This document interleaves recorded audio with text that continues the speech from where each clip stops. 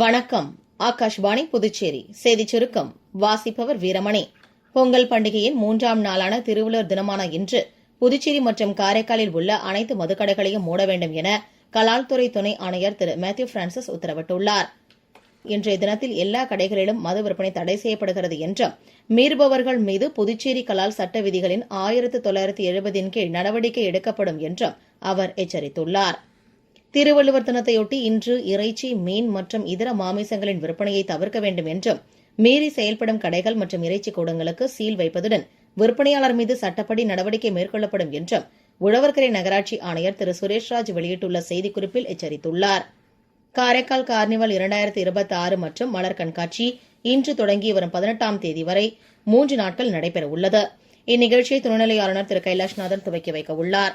விழாவில் கைப்பந்து, கபடி, இறகு பந்து, படகு போட்டிகள், உணவு திருவிழா, மலர் கண்காட்சி, நாய் கண்காட்சி ஆகியவை நடைபெறவுள்ளது.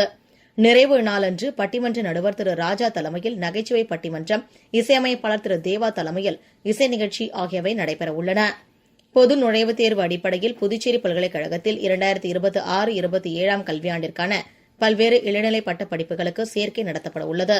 இந்த கியூட் தேர்விற்கு விண்ணப்பிக்க விரும்புவோர் வரும் 30ஆம் தேதி இரவு 11:30 மணி வரை qt.nta.nic.in என்ற இணையதளத்தில் விண்ணப்பிக்கலாம். ஆன்லைன் விண்ணப்ப கட்டணத்தை செலுத்த இம்மாதம் 31ஆம் தேதி இறுதி நாளாகும். பிப்ரவரி 2ஆம் தேதி முதல் 4ஆம் தேதி வரை விண்ணப்பங்களில் திருத்தம் செய்ய கால அவகாசம் நிர்ணயிக்கப்பட்டுள்ளது.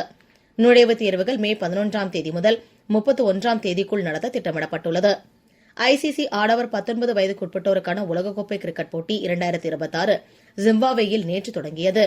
புலவாயோவில் நடைபெற்ற தொடக்க ஆட்டத்தில் இந்தியா 6 விக்கெட் வித்தியாசத்தில் அமெரிக்காவை வெற்றி கொண்டது. இத்துடன் இந்த செய்திச் சுருக்கம் நிறைவு பெறுகிறது.